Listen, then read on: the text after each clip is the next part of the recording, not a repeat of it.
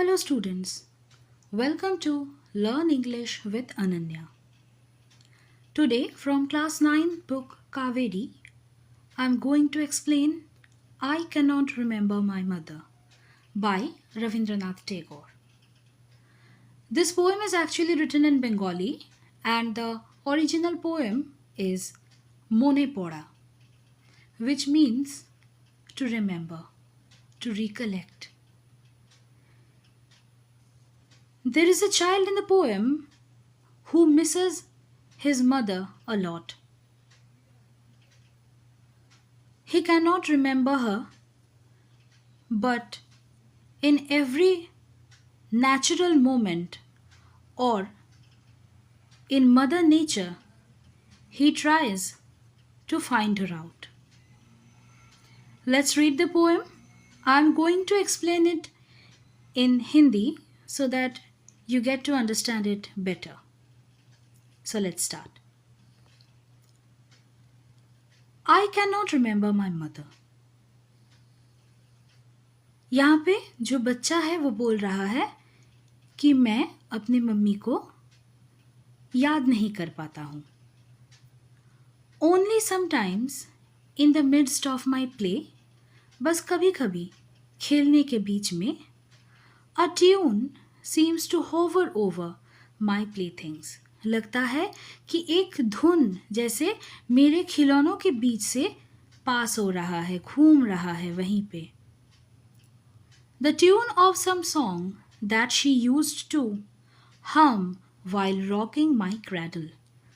जब बचपन में मम्मी मुझे झूले पे सुला के उसको रॉक करती थी, मतलब झूले को वो स्विंग करती थी, तब वो कोई एक गाना गाती थी, वो हम करती थी.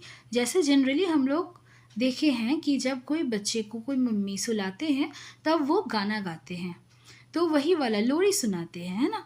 तो वही वाला कोई एक गाना मम्मी गाती थी, गुनगुनाती थी, और वही वाला सुर, वही वाला धुन जैसे आज मैं अपने खिलौनों के साथ खेलते खेलते कहीं ना कहीं सुन पाता हूँ. I cannot remember my mother. But when in the early autumn morning, फिर देखो वो आ गए सीधा ऑटम मॉर्निंग में, क्योंकि वो बहुत ही सुंदर होते हैं. तो ऑटम सीजन की कोई भी एक अर्ली मॉर्निंग में the smell of the Shivli flowers floats in the air. हम लोग देखे हैं जब भी ऑटम सीजन आने लगता है तभी शिवली एक वाइट कलर का फ्लावर होता है और वो बहुत सुंदर उसका फ्रेग्रेंस होता है, तो उसकी जो खुशबू है वो पूरे चारों तरफ फैलने लगता है. तो जब मैं, यहाँ पे बच्चा बोल रहा है कि जब मैं ऑटम सीजन की अर्ली मॉर्निंग में शिवली फ्लावर्स की जो खुशबू है वो चारों तरफ मैं स्मेल कर पाता हूँ. The scent of the morning service in the temple comes to me as the scent of my mother. तब क्या होता है, मंदिर में पूजा होने लगता है और पूजा के टाइम पे जो बहुत ही सुंदर सा एक खुशबू आता है, वो क्या क्या अगरबत्ती का हो सकता है या फिर कोई भी मानो हवन हो रहा है उसका स्मेल हो सकता है, कुछ भी हो, फूलों का हो सकता है. तो जो बहुत सुंदर सा एक स्मेल जो चारों तरफ, पूरे चारों तरफ फैल जाता है, तभी जैसे वही खुशबू मेरी मम्मी की खुशबू बन के मेरे पास आने लगता है. एक्चुअली देखो, we all know that Rabindranath Tagore was a Bengali, है ना. And in Bengali in the season of autumn the most famous festival is held and that is Durga Puja.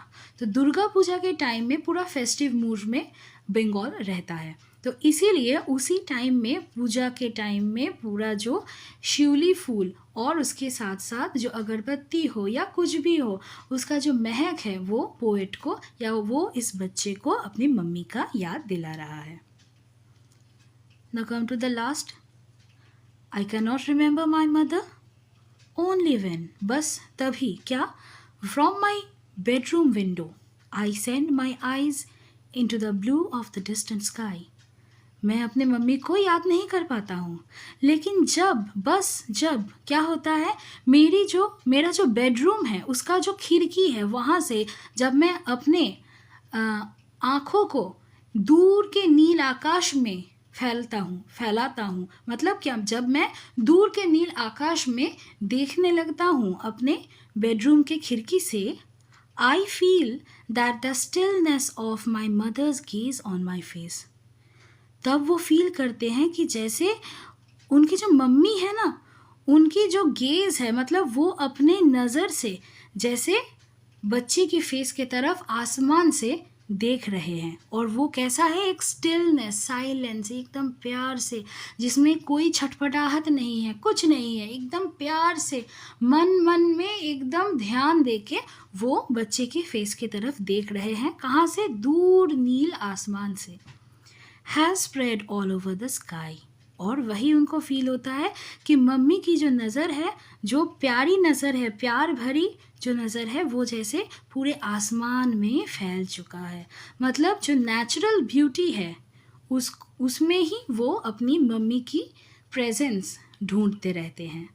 Okay, so this is the poem, and if you go through the Bengali poem, you can connect more that how beautifully Tagore had composed these poems.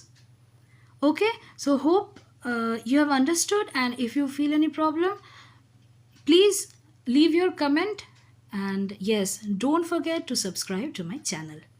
Thank you.